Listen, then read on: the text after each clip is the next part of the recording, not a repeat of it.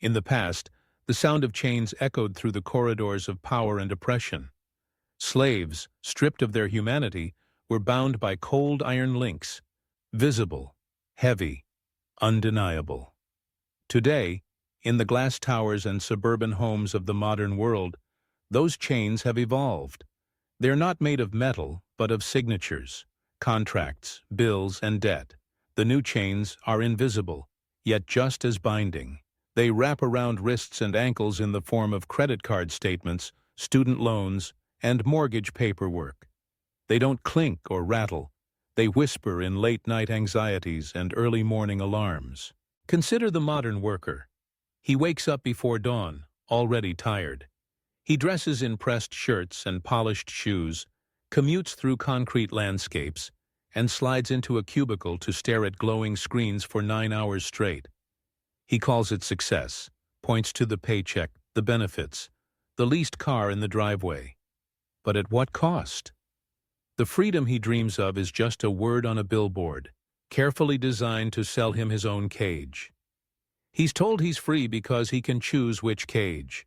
This car or that one, this mortgage or another, one credit card or two.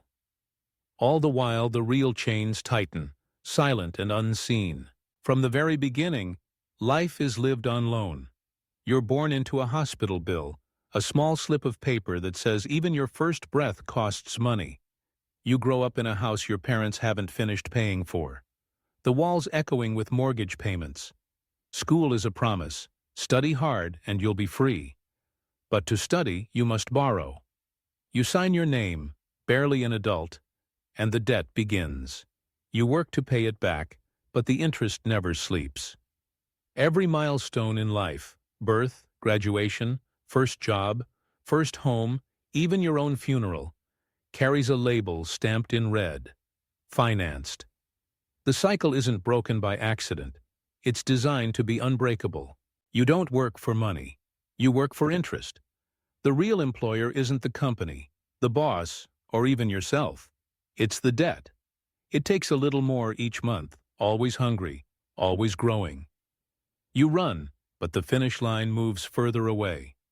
The numbers on the paycheck are just enough to keep you going, never enough to set you free. The American dream, the global hustle, it all runs on borrowed time and borrowed money. The cruelest prison is the one that sells you happiness. Advertisements promise joy in the shape of luxury cars, dream homes, and the latest phones. They're designed to keep you running, never winning. Every new purchase feels like a victory, but it's just another step on the treadmill. You never really buy anything. You just rent the illusion of ownership until the next paycheck. The shopping bag in your hand feels light, but its weight is measured in months of work and years of payments. You smile for a moment, but the treadmill never stops, and you realize you're not moving forward at all. Who do you really work for? Is it your boss, your company, your future? Or is it the debt, the shadowy figure that sits behind every paycheck, every promotion, every late night at the office? The interest on your student loans? The monthly bite from your mortgage? The minimum payment that never seems to shrink? These are the true masters. They never applaud your effort, never reward your loyalty. They only collect, silently and efficiently. The hardest working people in society are often the ones who remain trapped. Janitors, nurses, teachers, delivery drivers, they hold the world together, yet can barely afford to rest. They are told that hard work will set them free, but for them, freedom is a mirage. The more they struggle, the tighter the chains become. What kind of freedom requires exhaustion? What kind of hope is built on endless, grinding labor with no escape? In a world obsessed with image, the suffering is well-dressed. Social media parades polished lives, vacations, homes, designer clothes. But behind the filtered smiles are credit card debts, emotional burnout, and a quiet, desperate question. Is this all there is? The perfect family photo hides a stack of overdue bills under the table.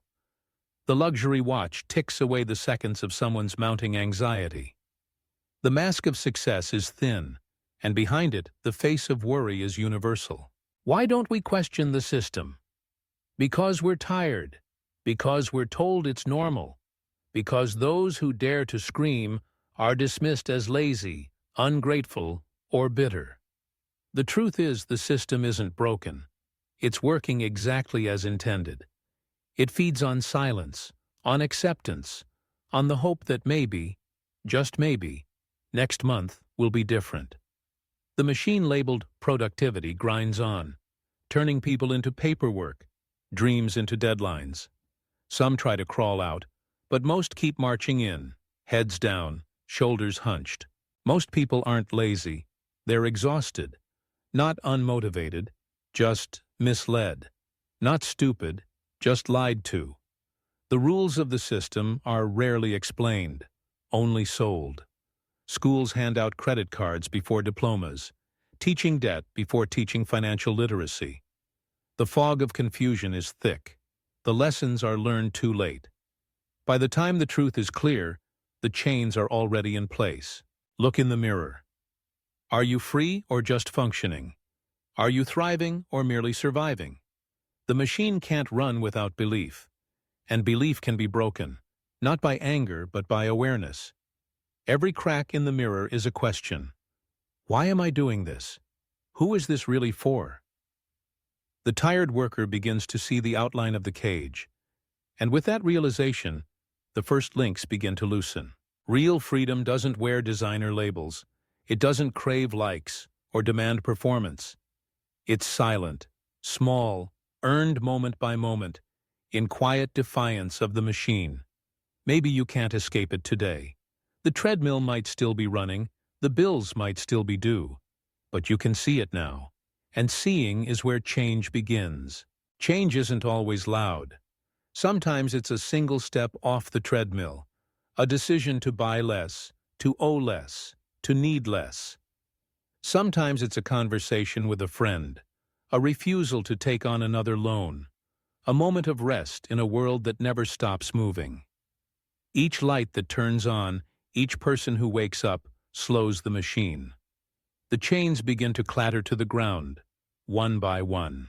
The debt machine is powerful, but it's not omnipotent.